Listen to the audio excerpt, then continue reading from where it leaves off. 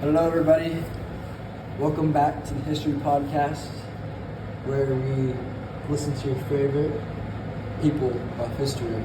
We got about 400 monthly listeners. We're on YouTube, Spotify, Napster, everywhere you want to listen to. Today, Blaise Klopp, and I'm with. What's up, guys? I'm Matthew. And we're going to be talking about W.E.D. Du Bois.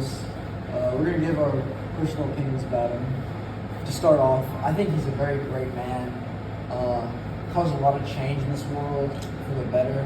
He was the first person that kind of started the movement of racial discrimination and helped move it forward in life. He's one of my favorite people. I model a lot of things about him. I look at my life and I try to see how can I be like W.E.D. Du Bois everywhere I go in my life, everything I do. Matthew, what are your thoughts?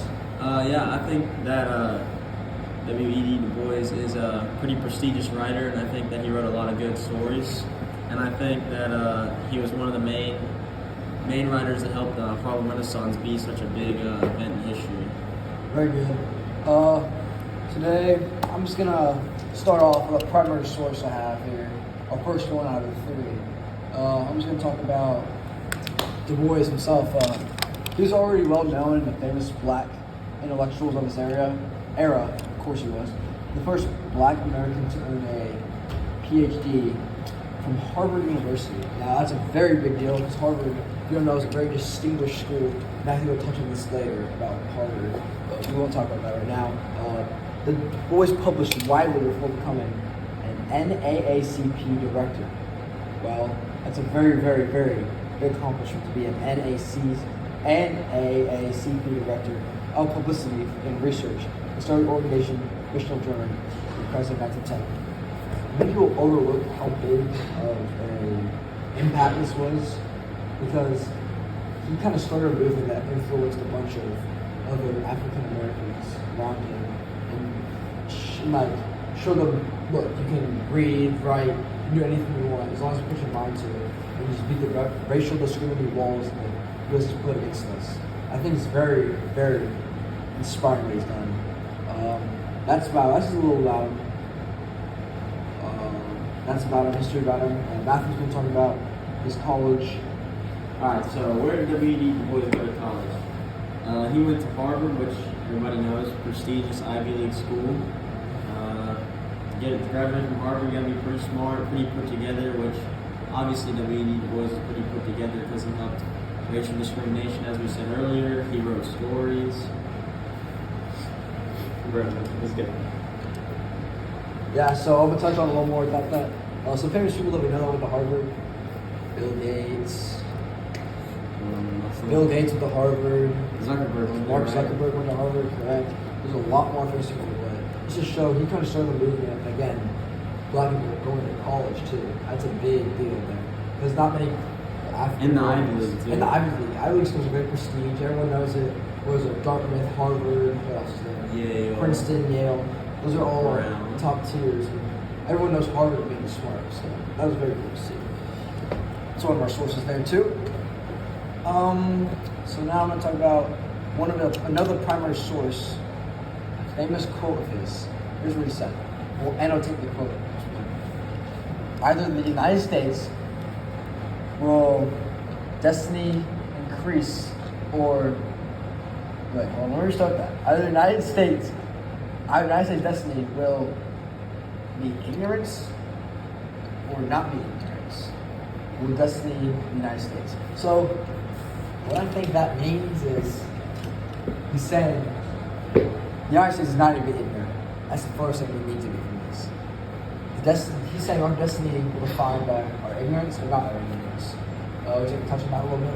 I just think the quote's talking about how the United States is always going to find a way. People are definitely smarter than I think the United States, in his opinion.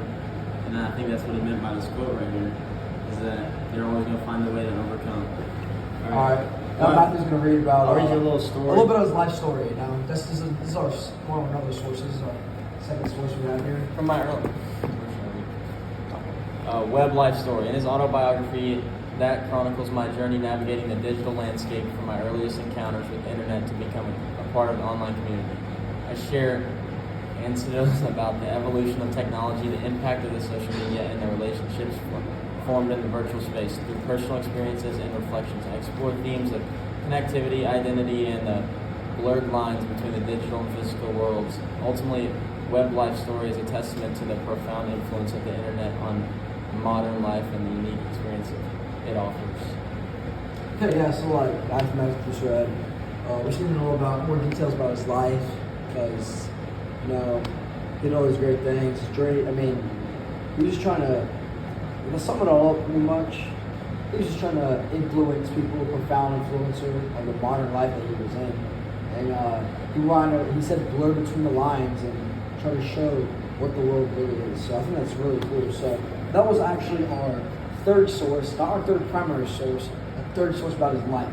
So then I'm going to dig into our last primary source about a book I actually digged into, Mr. Ages. On page 97, I found some pretty cool information that I'd like to share with you. It's an autobiography called The Souls of the Blackfin. I'm just gonna, page 97 again, primary source, or third primary source. So I'll say, here's what I got here. Load my book up real quick. It's worth learning about because the experience offers valuable insights into the profound impact of the internet on individuals and society. By exploring their journey of ledgers and gain a deeper understanding of evolution of technology. The complexity of online interactions in the ways in which digital experience shape our identities and relationships through their narrative. Important themes such as constructivity, self-exposure, and blurred boundaries between the virtual and real worlds are explored, providing readers with perspectives that are relevant and thought-provoking in other increasingly digital age. Additionally, the protagonist's story may serve as a mirror for readers to reflect their own digital experiences and consider ways that technology has shaped their lives. That is a quote directly out of the book. Very good book. Very Black good Soul, so I'll show you. Very nice. So yeah, that was a quote. It's about, you can annotate it any way you want because we always look through this. But then again, he's saying how to be a little bit different, explore your world with technology. Now, technology is very different vastly for their side, our side of the world today, and W. Du Bois' side. Technology might be a butter churner or a printing press. Today, technology is used as computers, phones, games, whatever you want to do it. You still look at it your own way of how to explore different technology. Learn the most you can. You want to touch on that a little, Matthew? Yeah, I'll touch on it a little bit. I think Blaze is absolutely correct. He's talking about how he used different technology, and we can compare it to how we have technology such as phones or computers, and how we use it to help our everyday life. How he may have used a printing press to help him, or like he said, a butter churner. I mean, it really just it shows how smart he was and how far he was looking into the future. Yep. So I'm just gonna go through what we talked about today. We'll go through our three primary sources first. First primary source is one I found on a quote he said on the internet about the NAACP. That was the first one. Second primary source was this quote we found about ignorance in the U.S.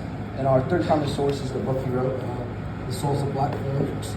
And our three other points we had that are not primary sources but are required are would be where he went to college, told his life story, Matthew told his life story, and when I talked about just about him at the start, what your thoughts about him. So yeah, that's how we're gonna sum it up there. We're gonna end on there. I was with W. Du Bois signing off with Blaze Club and Matthew Corner. Thank you.